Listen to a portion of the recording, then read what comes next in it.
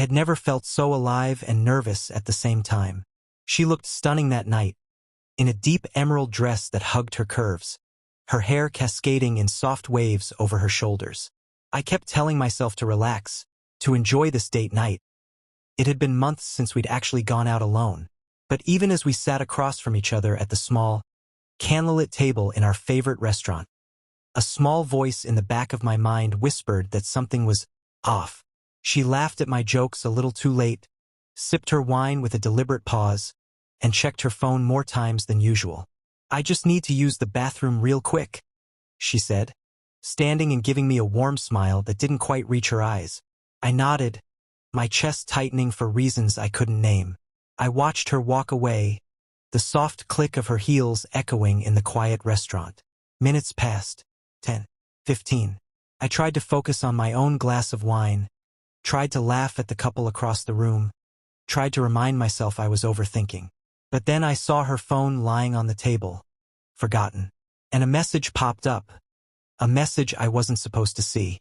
It said, "I'm outside. Come in quick before anyone notices."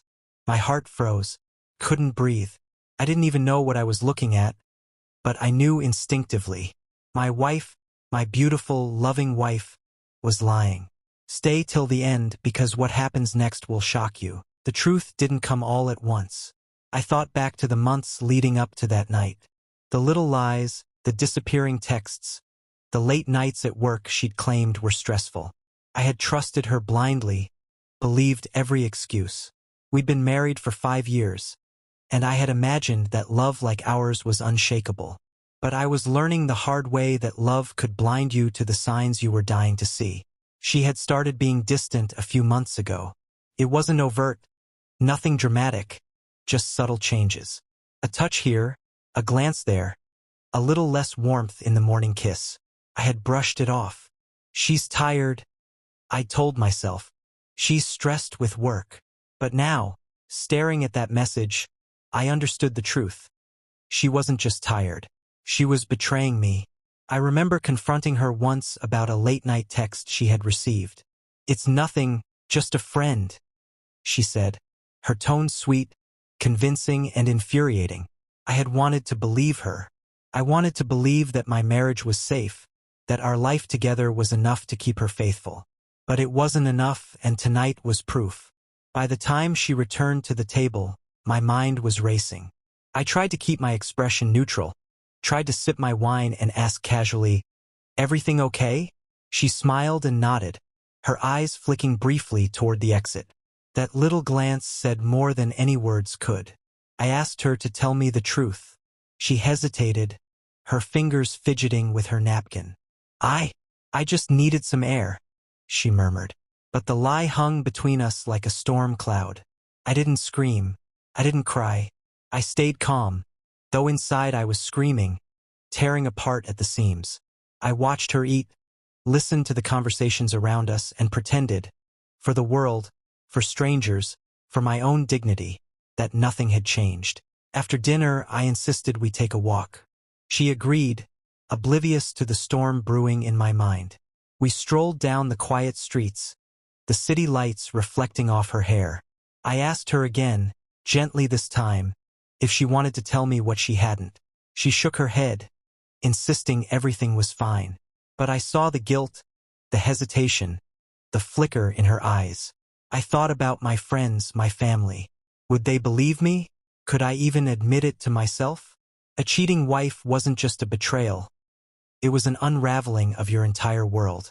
And for the first time in months, maybe even years, I realized just how fragile trust could be. I walked her home that night, silent except for polite small talk. When we reached the door, I told her, "I know something happened tonight. I don't want to argue now, but we need to talk." She forced a smile and left, closing the door behind her. That night, I lay awake, staring at the ceiling, replaying every memory, every touch, every word, trying to piece together the truth before it shattered me completely. The next day, I started noticing patterns I had ignored before. Random phone calls she pretended were from work. Mysterious outings she couldn't explain. And then the texts, the late-night disappearances, the small betrayals that add up until they can't be ignored. I felt my stomach twist with a mixture of anger, heartbreak, and disbelief. I thought I knew my wife. I thought I loved her. But I realized I had only loved the idea of her, the version she let me see. I made a decision. I couldn't confront her blindly. I needed proof. I had to see for myself what she was hiding. And so, I followed her one evening after she said she was going to a yoga class. She didn't go. Instead, she met someone at a cafe. And the sight of them together, laughing intimately, made my heart break in ways I didn't know were possible. She wasn't just lying. She had been lying to me for months. And the betrayal cut deeper than any argument, any fight, any misunderstanding ever could. If you've ever felt this kind of pain, you'll relate. It's the kind that stays with you, that makes you question everything, that leaves you sleepless and desperate for answers. The next evening, I confronted her. I didn't yell. I didn't cry. I simply looked her in the eyes, trying to steady my voice. "I saw your messages," I said quietly. "I know where you went last night. Tell me the truth." Her face paled. She opened her mouth, then closed it. She shifted uncomfortably, avoiding my gaze. I don't know what you mean," she whispered. I took a deep breath. "Don't lie to me. I followed you yesterday. I know you weren't at yoga. I know you were with him." The name didn't come out. I didn't need it. She understood. And the guilt in her eyes said more than words ever could. For a moment, silence hung between us like a heavy fog. And then she did something I didn't expect. She started crying. Not just a few tears, but full-blown, racking sobs. She clutched my hands, begging me to understand, to forgive, to believe that it wasn't what it looked like. I felt my chest tighten. Part of me wanted to rage, to scream, to throw everything at her. But another part of me, the part that had loved her blindly for years, just wanted answers. "Why?" I asked, voice trembling. "Why betray me? Why lie to me?" She told me a story I wasn't prepared for. She said she felt lonely, ignored, and unappreciated. That someone at work had listened to her, paid attention to her, made her feel alive in ways I had stopped doing. I wanted to argue, to point out how unfair it was to replace love with lies, but I didn't. I listened, and each word cut me deeper. I left that night without resolution. She begged me to stay, promised it would never happen again. But I knew that trust, once broken, doesn't just mend with words. The next week was hell. Couldn't eat, couldn't sleep. I kept checking her phone. Not because I wanted to spy, but because I needed proof, confirmation, closure. And then came the second twist, the one that made my blood run cold. It wasn't just one man. She had been seeing multiple men. Not casually, not carelessly, but intentionally, methodically. Each lie, each secret meeting, each bathroom break, was a thread in a web I had never imagined existed. I felt betrayed beyond comprehension. I confronted her again, this time with evidence I had collected. Photo, message, recette. She broke down completely, admitting everything, crying and begging me to forgive her. But the betrayal had gone too deep. The anger, the heartbreak, the shame, they consumed me. I knew I had two choices: walk away broken, or take control of the situation. I decided on the latter. I started planning my revenge, not the kind that ruins lives permanently, but the kind that makes people feel the weight of their own actions. I didn't want her to think she could hurt me and walk away unchanged. I wanted her to understand the depth of what she had done. I arranged for a chance encounter, a friend pretending to be a stranger who knew all the details. I confronted her publicly, in a place she wouldn't expect, letting her see the embarrassment, the shame, and the fear she had caused me. The look on her face was unforgettable. She realized for the first time that she was not in control anymore. And then came the third twist, the one that left me reeling. As I watched her crumble, I discovered a secret I had never imagined. One of the men she had been seeing wasn't a stranger at all. It was someone I had trusted, someone I considered a friend. The betrayal cut deeper than hers ever could. It wasn't just my wife who had been lying. It was my entire world around me that had been tainted. I felt a mix of fury and despair, but also clarity. I understood that forgiveness wasn't possible yet, and revenge wasn't about violence. It was about reclaiming my dignity, my life, my sense of self. Weeks passed. I started rebuilding. I focused on myself, my friends who truly cared, and my work. I refused to be a victim, refused to let this betrayal define me. And one night, as she begged again, tears streaming down her face, I finally spoke words I had rehearsed 1,000 times. I loved you. I trusted you. But trust once broken can't be forced back. You made your choices, and now I will make mine. She fell silent. And for the first time in months, I felt a sense of peace, not happiness, but clarity. I was free from the lies, from the deceit, from the manipulation. Tell me in the comments, what would you do in his place? I learned something important from all of this. Betrayal doesn't just break hearts. It reshapes lives. It forces you to see people as they really are, to confront uncomfortable truths, and to find strength you never knew existed. And as painful as it was, as humiliating and heartbreaking as it felt, it also taught me resilience, awareness, and the power of reclaiming your own life. I never thought I'd survive a betrayal like this, but I did. And if you've ever faced heartbreak, infidelity, or lies, know that you can survive too. You can rebuild, reclaim, and find peace, even when it feels impossible. I didn't see her again for days. Every call I ignored, every text I left unread, every knock on my door I didn't answer, was deliberate. I needed space, clarity, time to breathe without the chaos of betrayal pressing on me. And yet, at night, when the house was silent and the shadows stretched across the walls, I felt her absence like a physical weight. I loved her. I had loved her deeply, and that love didn't vanish with the knowledge of her lies. But love alone wasn't enough to repair the damage. Not now.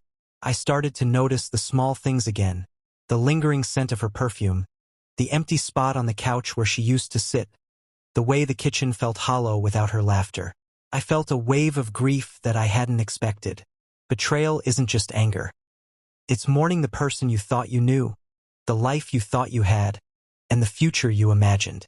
And then, one evening, a message appeared on my phone. Her name. I hesitated. My thumb hovered over the screen. Part of me wanted to ignore it. Part of me wanted to see what she would say. Finally, I opened it. I need to talk. Please. I can explain everything. Her words were simple, but they carried the weight of desperation. I stared at them for what felt like an eternity. I didn't respond immediately. I needed to prepare, to brace myself for whatever she had to say. And then I made a decision. I would meet her, not to forgive her, not yet, but to understand fully what had led us here. We agreed to meet at a small cafe, the same one we had visited on our first anniversary. It was quiet, intimate, and filled with memories of happier times. I arrived early, as usual, my heart a mix of dread, anger, and lingering affection. When she walked in, I almost didn't recognize her. She looked fragile, vulnerable in a way that made my chest ache. Her eyes, usually so confident and playful, were clouded with guilt and regret. She sat across from me, and for a long moment, neither of us spoke. The silence was deafening, heavy with unspoken words and memories that now felt tainted. She began, her voice trembling. I made the worst mistake of my life. I let her speak.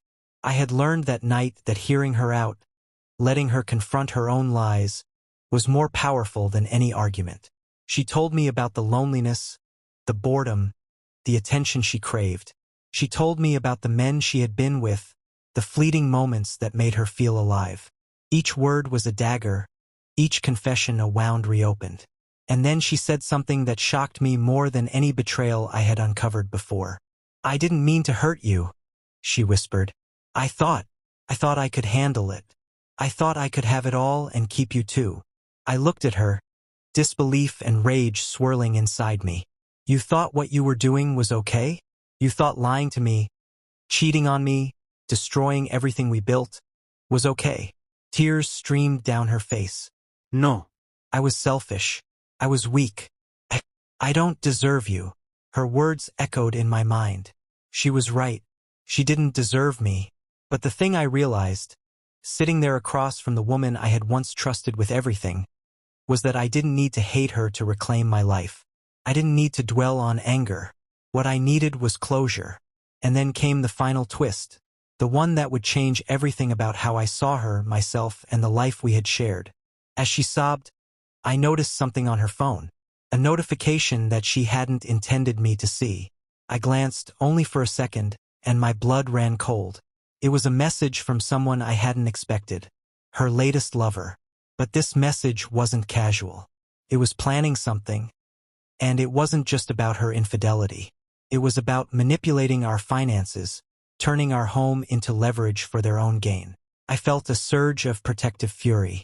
My love for her wasn't gone, but my sense of justice, my instinct to safeguard what was rightfully mine, flared up. This wasn't just betrayal of the heart. It was betrayal of everything I had worked for, everything I had built. I can't do this anymore, I said, my voice steady despite the storm inside. I can't let this continue. Not for us, not for me. You've chosen your path, and I've chosen mine. She looked at me, desperation in her eyes. Please, don't leave me. I can change. I can fix this. I'll do anything. I shook my head slowly. It's too late. Your choices have consequences. I can't undo the damage you've done. That day I walked away, not as a man broken, but as a man reclaiming his life. I realized that betrayal is a teacher, brutal and unforgiving, but powerful. It teaches you who you are, what you value, and how strong you can be when faced with unimaginable pain. The following weeks were hard. She tried to contact me repeatedly, apologized profusely, begged for reconciliation. Each attempt I ignored, not out of cruelty, but because I needed to rebuild my world without her lies poisoning it. I focused on work, on friends, on personal growth. I started going back to the gym, spending evenings reading, reconnecting with the man I had been before betrayal struck. Slowly, life began to feel lighter, manageable. But closure wasn't just about ignoring her. It was about confronting the reality of what had happened and turning it into a lesson. I discovered the strength I never knew I had. I forgave myself for not seeing the signs sooner. I forgave her. Not to let her off the hook, but to free myself from the bitterness that threatened to consume me. One day, months later, she reached out one final time. A simple message, "I hope you're okay." I paused. For a moment, the old love stirred, a flicker of what once was. But this time, I didn't let it cloud my judgment. I typed back simply, "I'm okay. I've learned a lot. I hope you have too." It was the first time in a long time that I felt truly in control, truly free. Betrayal had come into my life and tried to destroy me. But instead, it taught me resilience, awareness, and the importance of self-respect. Looking back, I understand now that betrayal isn't always about hate or revenge. Sometimes it's about clarity, about seeing people as they truly are, facing the pain honestly, and deciding that your own happiness is non-negotiable. She had her choices. I had mine. And mine led me to a place of peace. A place where I could breathe again without the shadow of lies hanging over me. I rebuilt my life one step at a time. Friends who had drifted away returned. I started new hobbies, invested time in myself, and even met people who valued honesty, integrity, and loyalty. The heartbreak remained as a scar, but a scar is also a reminder that you survived, that you endured, that you are stronger than you ever believed. And sometimes late at night, when the world is quiet, I allow myself to feel the anger, the sorrow, the love I lost. But I also allow myself to feel the pride of having survived it all, of having faced betrayal head-on and emerged stronger. Life moves forward. People make mistakes. People lie. People cheat. But the one thing no one can take from you is your strength, your dignity, and the power to choose your own path. So if you've ever faced heartbreak, infidelity, or betrayal, remember this. You can survive. You can reclaim your life. You can turn pain into strength. And one day you will look back and realize that the betrayal didn't break you, transformed you. If the story touched you, Hit subscribe and don't miss the next heartbreak that will leave you speechless. And remember, no matter how deep the pain, no matter how cruel the lies, your life, your dignity, and your happiness are always worth fighting for.